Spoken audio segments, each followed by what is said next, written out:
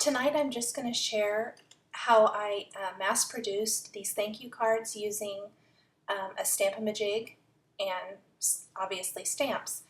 And the first thing I'm going to do is stamp this polka dot design flower petal on my white cardstock, and I'm going to use 5 petals to make my flower.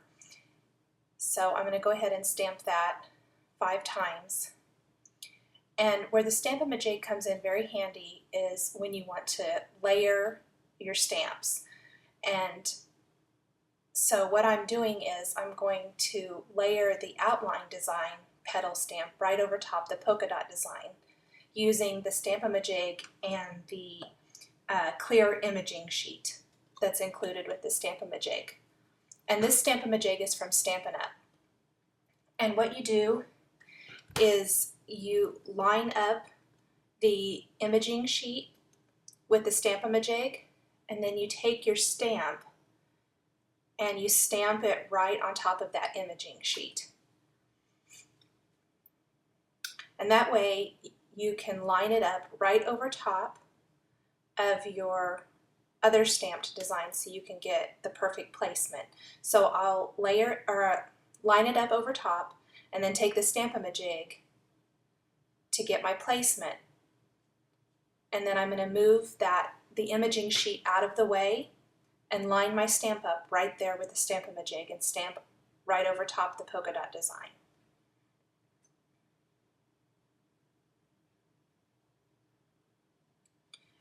And it works so good to be able to get the perfect layered stamped look without having to get your head down really close and trying to line it up, because with block stamps it's really hard to see where you're stamping. It's not like when you're using clear stamps. So I'm going to go ahead and finish stamping the last 2 petals there.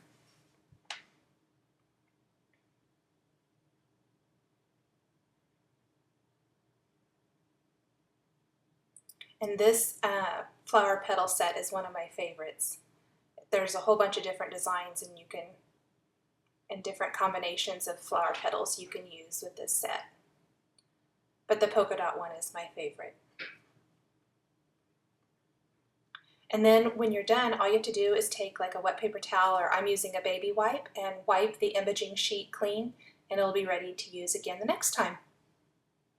And there's a close-up of how it looks once it's stamped.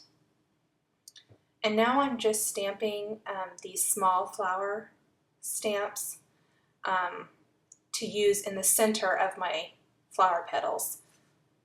And I'm stamping it more times than I really need, but I always like to make sure, just in case I mess something up or whatever, that I have extra and I don't have to get the ink out again later. And there is a look at all the flower petals stamped with the Stamp-a-ma-jig.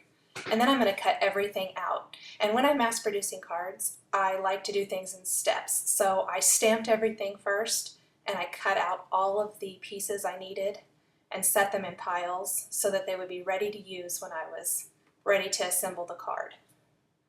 And I'm going to make a 4x4 card, and so I'm cutting down some craft cardstock to 4x8 and then folding it in half and scoring it with a bone folder.